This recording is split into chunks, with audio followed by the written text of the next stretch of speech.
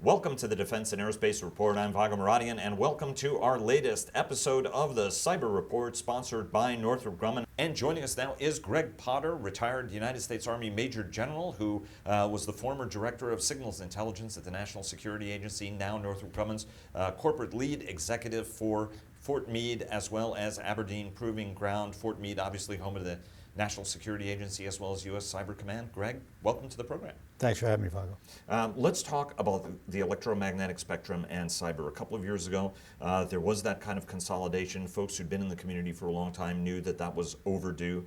It's now three pillars of the Army cyber community are the cyber, the electronic warfare, as well as information operations. Talk to us about the importance of having these three conjoined.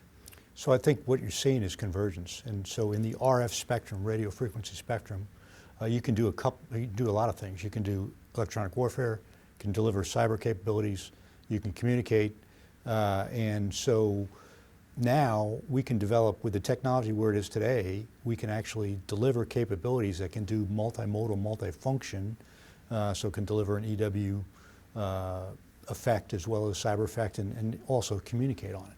Do senior leaders understand this convergence as well as they should, given that cyber is an integral domain of warfare, and it's no longer something that's like, well, you're an infantry guy, you're an armor guy. Everybody's also a cyber warrior. I think there's a good understanding of that. Certainly in the Army, I'll speak for the Army, being a former Army officer.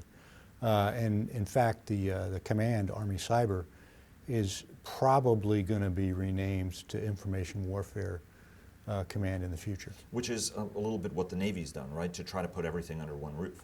Well, the Navy has, so they've combined their communications and their intelligence people into an N2, N6. The Army still has separate intelligence and communications capabilities.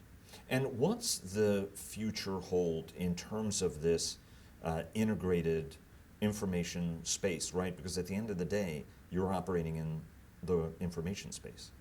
Absolutely, and so you look at what our adversaries are trying to do to influence us. We need to be able to do the same thing to our adversaries. And how much of this is investment in systems that can help military leaders determine disinformation that's coming at them? How important is to have that as an automated feature that's within the confines of the services? So I think that's what information warfare is all about, is determining, okay, what is my adversary doing against me deceptively, and then how do I counter that? Major General Greg Potter, who is Northrop Grumman's corporate lead for Fort Meade, as well as Aberdeen Proving Ground, retired United States Army Major General. Sir, thanks very much for joining us. Hey, thanks for having me, Vago.